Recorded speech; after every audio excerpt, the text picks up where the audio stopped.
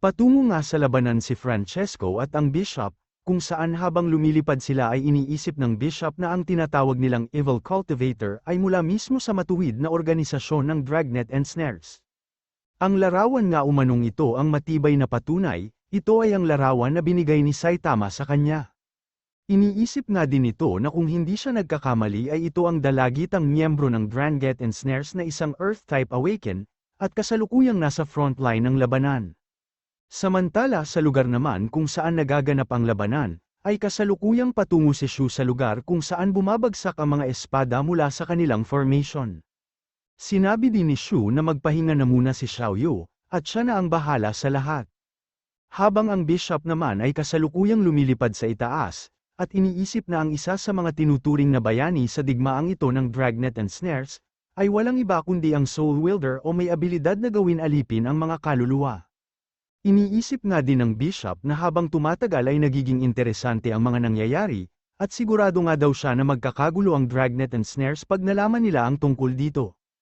Nagdulot naman ng malakas na impact ang pagbaba ni Shu mula sa ere, kung saan ay agad niyang hinanap si Xiaoyu na inutusan niyang magpahinga. Pero nagulat siya nang makita niya si Xiaoyu, na sinabi lang naman na buti at dumating na ang ating bida. Nahihirapan na nga din sa pagtayo si Xiaoyu dahil sa naubos o nagamit na niya ang lahat ng kanyang superpower. Dahil nga dito ay unti-unti siyang bumabagsak, pero agad naman na nagtungo si Shu sa kanya upang saluhin siya, habang tinatanong kung ayos lang ba siya. Sinabi naman niya na masyado lang siyang napagod at kailangan nga lang daw niyang magpahinga, kaya naman agad siyang binuhat ni Shu upang dalan sa ligtas na lugar. Samantala hindi pa din naman nawawala ang usok at alikabok mula sa ginawang pag-atake ng magkapatid. Kaya ang mga cultivator na ito ay napapatanong sa kanilang captain kung ano na ang dapat nilang gawin, tinatanong nga nila kung dapat na ba silang lumabas sa gitna ng alikabok na ito upang habulin ang mga Dragnet and Snares, pero napapatanong din sila kung may ambush kaya sa labas ng usok na ito. Hindi nga sila sigurado kung may kasunod na pag-atake pa na hinahanda ang magkapatid, at kung muli ba silang pauulanan ng espada sa pagkakataong makita sila. Kaya naman sinabi nito na mas mainam kung manatili na lang muna sila sa kanilang pwesto, at talasan ng pakiramdam, mas mainam nga daw kung hintayin na lang nilang mawala ang usok upang makapagtago at pahinga na din muna ang iba sa kanila.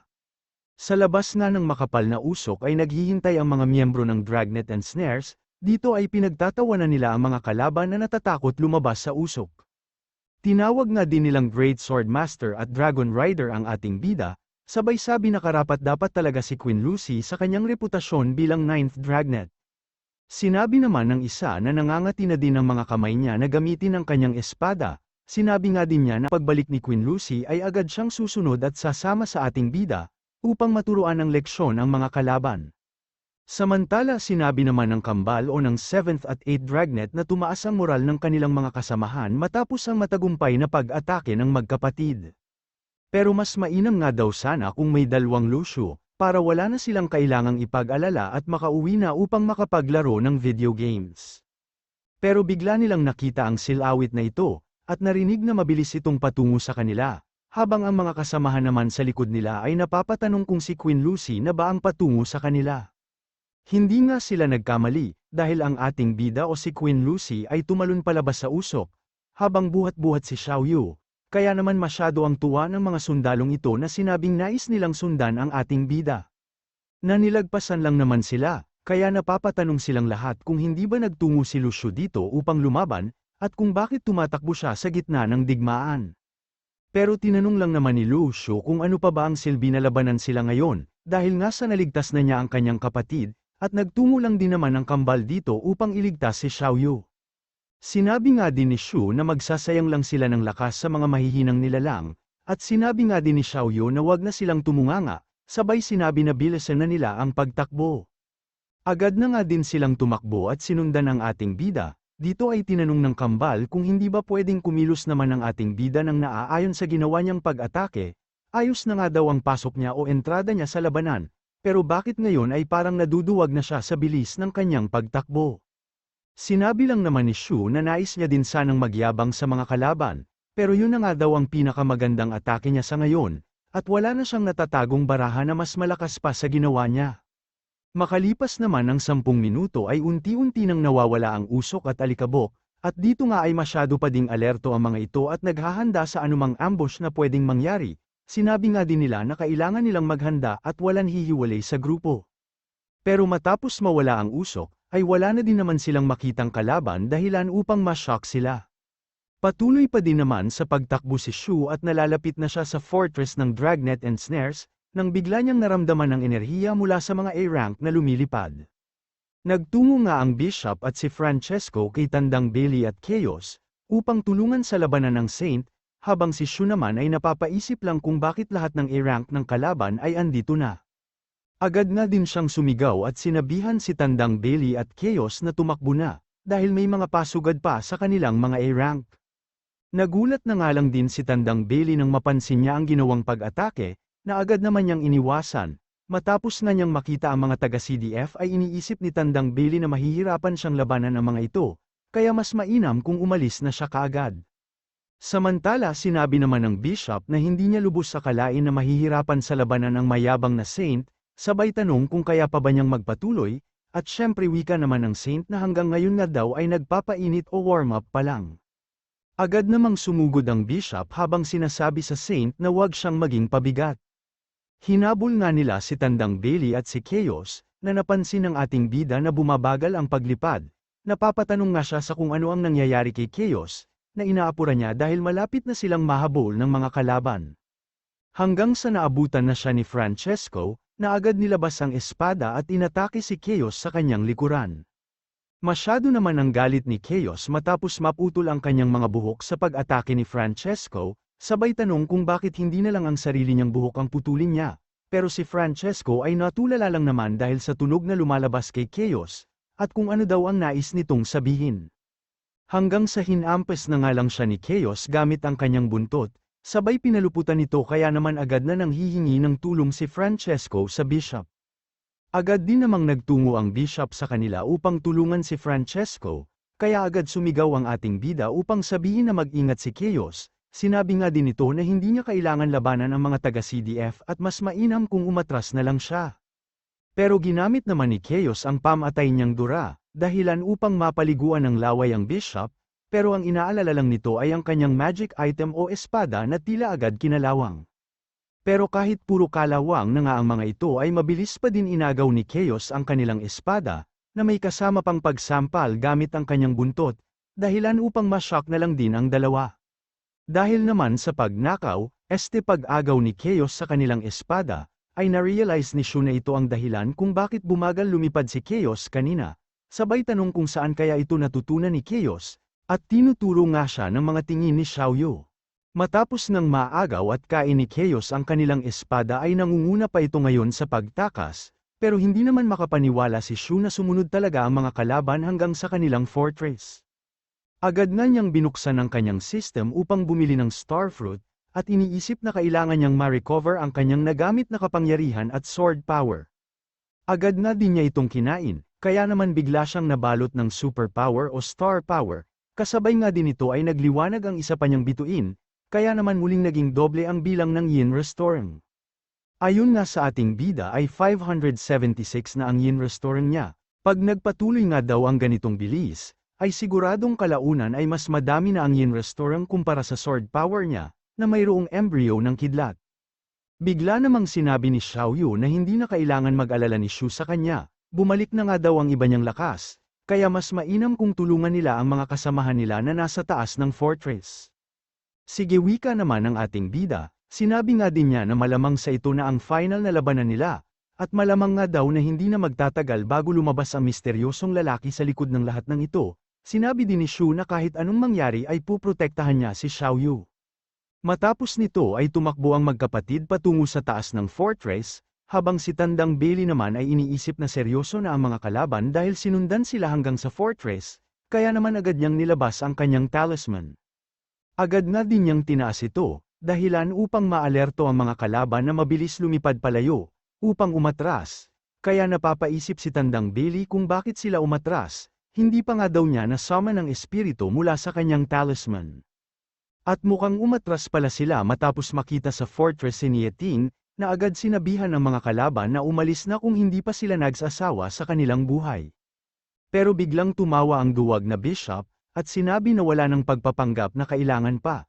Alam nga daw niya na wala naman magagawa o hindi pwedeng gamitin ni Nieting ang kanyang kapangyarihan.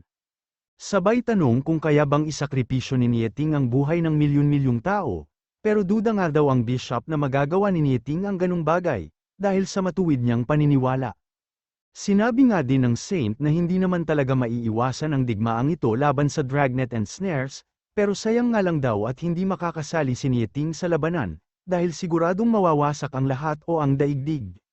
Iniisip naman ni Tandang Bailey na umatras ang mga kalaban matapos makita si Nieting. Pero ang pinagtataka niya ay kung bakit alam ng mga kalaban na hindi aaksyon si Nieting, at marahil ito nga din daw ang dahilan kung bakit malakas ang loob nila na lumapit sa fortress, kaya mas lalong nagiging mahirap ang sitwasyon para sa Dragnet and Snares. Pero bigla namang sumingit ang ating bida, may konting katanungan nga lang daw siya, ito ay kung hindi ba talaga sila natatakot kay Nieting, dahil masyado nga daw silang malayo sa kanya. Tama si Shu, wika naman ni Zuan, at sinabi na ayaw lang aminin ng mga kalaban na masyado ang takot nila. Ang galing mong humirit, wika naman ni Yixiao. At siguradong napahiya nga daw ang mga kalaban sa kanyang tanong, dahilan upang matahimik na lang sila at magbigay ng negative points. Ilang sandaling katahimikan nga ang nangyari matapos magtanong ng ating bida, hanggang sasabihin ng bishop na wag silang masyadong kampante. Sa pagkakaalam nga daw niya ay mayroong bagay na hindi alam si Nieting o mga miyembro ng Dragnet and Snares. Hinagis nga niya ang larawan kay Nieting, habang sinasabi na kung tama siya ay ang dalagitan na tinuturing nilang bayani, ay walang iba kundi ang demonyong pinag-uusapan ng lahat. Si Xiaoyu nga daw ang demonita na nanghuhuli ng kaluluwa ng mga tao upang gawing alipin. Dahilan upang mashock at tulala ang ating bida, na hindi makapaniwala sa kanyang narinig. Pero natawa lang naman si Zuan, at sinabi na wag nang subukan ng bishop na magdulot ng gulo o kaguluhan sa kanilang organisasyon, habang si Yixiao naman ay sinabi na matagal na niyang kilala si Xiaoyu, at alam nga daw niya ang lahat ng abilidad ng dalagita.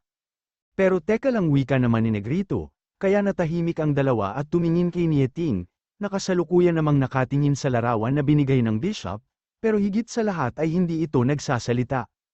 Tila nabalot nga ng kadiliman at katahimikan ang lahat ng dahil sa larawan at sinabi ng bishop, habang ang magkapatid naman ay naglalakad na pababa ng fortress. Ang mga nasa larawan nga ay si Xiaoyu habang kasama niya si Anthony, kaya maging si Tandang Bailey ay natahimik din nang makita ang patunay na binigay ng bishop. Pero dahil sa hindi pa din nagsasalita si Nieting, ay sinabi ng bishop na tignan niyang mabuti ang larawan. Sinabi nga niya na si Anthony ang isa sa mga ito at si Anthony nga ay isang B-rank na nawawala. Sinabi din ng bishop na ang isa sa mga larawan ay si Jia, isang formation type awaken.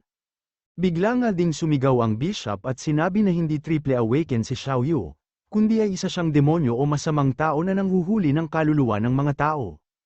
Sabay tanong sa mga miyembro ng Dragnet and Snares kung hindi ba sila natatakot na dumating ang araw, kung saan ay kaluluwa naman nila ang gawin niyang alipin. Pero wala pa din namang kibo ang lahat ng mga miyembro ng Dragnet and Snares na nakapalibot sa magkapatid, at dito ay sinabi ng ating bida na siya pala ang may kagagawan ng lahat, o ang nagpapakalat sa larawan at impormasyon patungkol dito. Pero sinabi naman ng bishop na nagkakamali siya, dahil ang mga larawan ay binigay lang din sa kanya.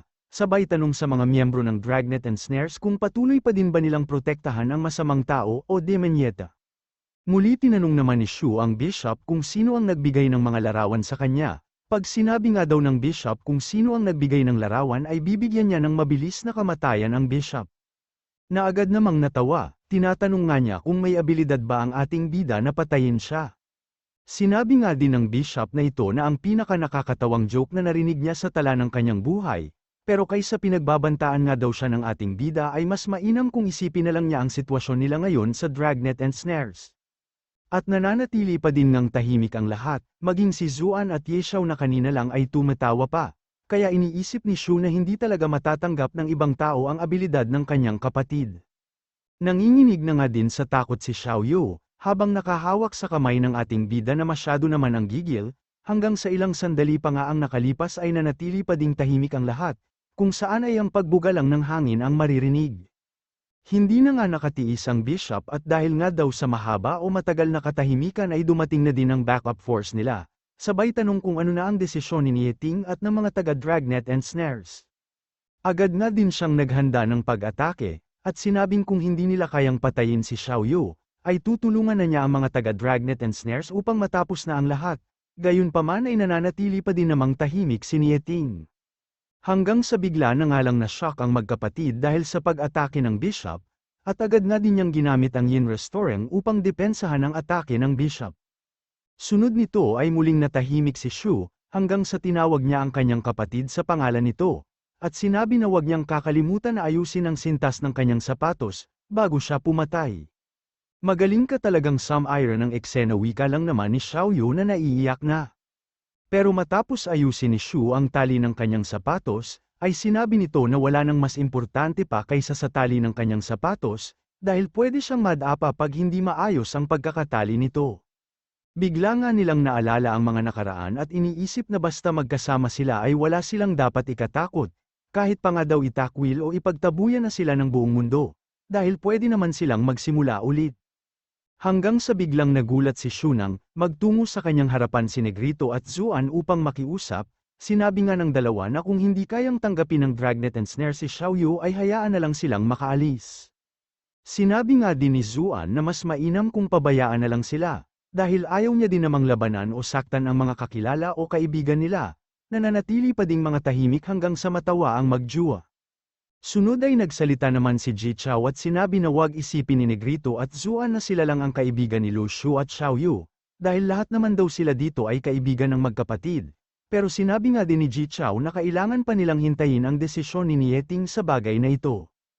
Tahimik namang naglakad si Nieting sa likod ng magkapatid, kaya napatingin sa kanya ang ating bida. Ilang sandali pa ay tinawag nito si Xiaoyu, at tinanong kung kaya ba niyang makontrol ang espiritu ng isang A-rank. Buset talaga, translator, masakit sa utak, hahaha, o wika naman ni Xiaoyu.